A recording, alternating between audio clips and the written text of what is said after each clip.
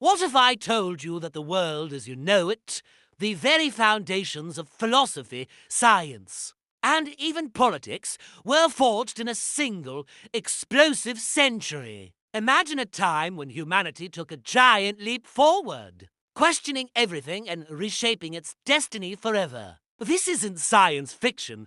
This is the story of the 6th century BCE. A period so transformative that historians call it the Axial Age. Let's travel back in time, 2,600 years ago. Across the globe, great minds were stirring, completely unaware of each other, yet all asking the same profound questions.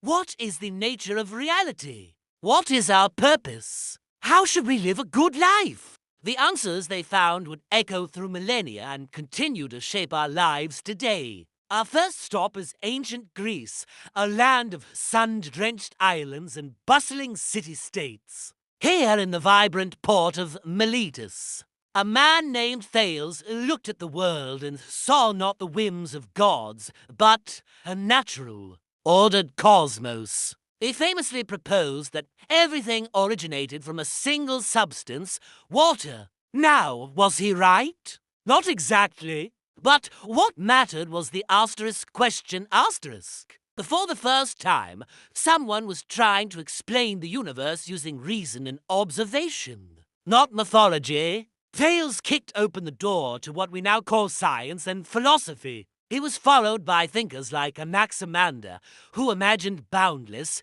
infinite matter, and Anaximenes, who saw air as the fundamental element. They were the original pioneers of rational thought. Meanwhile, on the island of Samos, another legendary figure was making waves. His name was Pythagoras. You might remember him from math class, and for good reason. He and his followers believed that the universe was governed by numbers. They saw mathematical harmony in music, in the stars, and in the very structure of reality. Their fascination with numbers wasn't just abstract, it was a spiritual path. They believed that by understanding mathematical ratios, one could understand the soul and the cosmos. This blend of logic and mysticism laid crucial groundwork for later philosophers like Plato and continues to influence fields from physics to art. Now let's journey east to the vast plains of the Ganges River in India.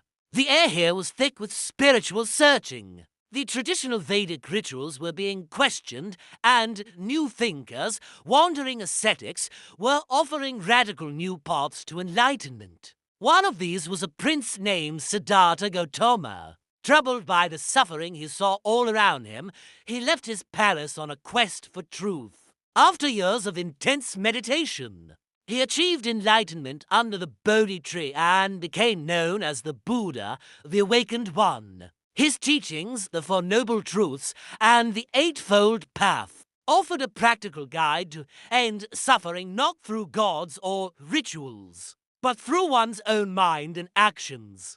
Buddhism wasn't just a new religion, it was a psychological and ethical revolution, empowering individuals to take control of their own spiritual destiny. At the very same time, another great teacher named Mahavira was walking the dusty roads of India. He revitalized and organized an ancient tradition that would become Jainism.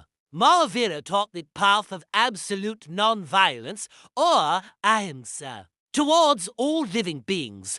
Jains believe that every soul, from a human to an insect to a plant, is worthy of respect. This profound ethic of compassion and self-control offered another powerful alternative to the established religious order, emphasizing personal responsibility for one's karma. Our journey isn't over. Let's travel further east to the land we now call China. The once stable Zhou dynasty was crumbling, plunging the region into a chaotic period known as the Spring and Autumn Period.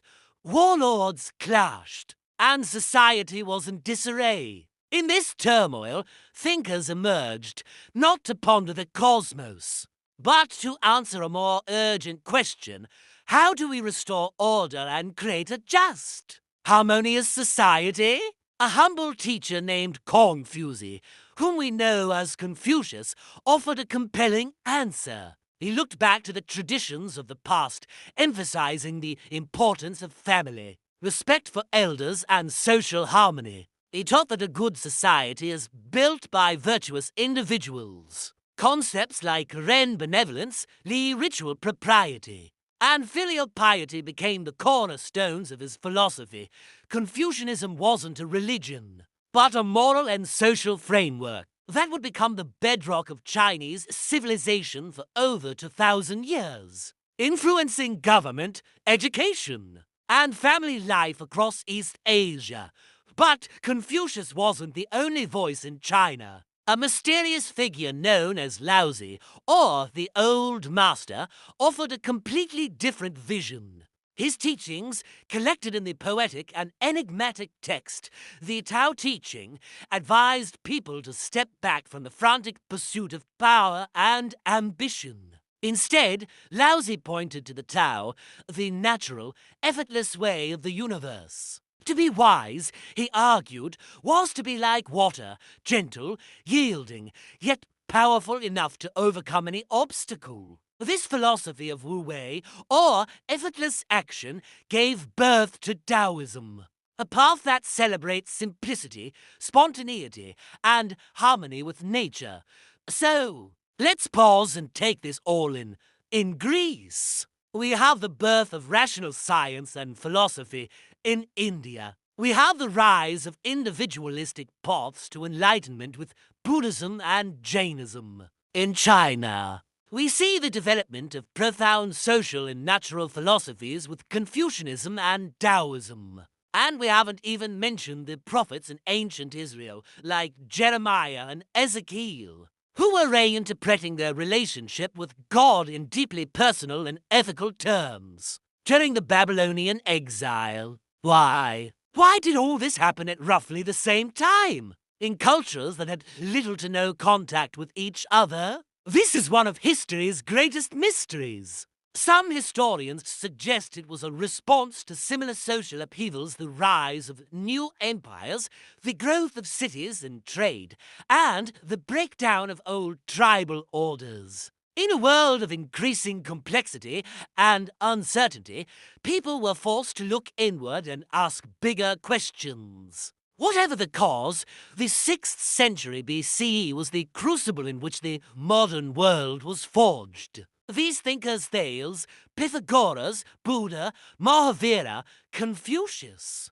Laozi are not just historical figures. They are our intellectual and spiritual ancestors. The questions they asked are the same questions we grapple with today. How do we live a meaningful life? What is our place in the universe? How can we build a better world? Their quest for answers lit a spark that became a global bonfire of intellectual and spiritual revolution. A fire that continues to light our way in the 21st century. Thank you so much for joining me on this journey back in time. If you found this as fascinating as I do, please hit that like button and subscribe for more deep dives into the moments that shaped our world. Let me know in the comments which of these axial age thinkers inspires you the most. See you in the next video.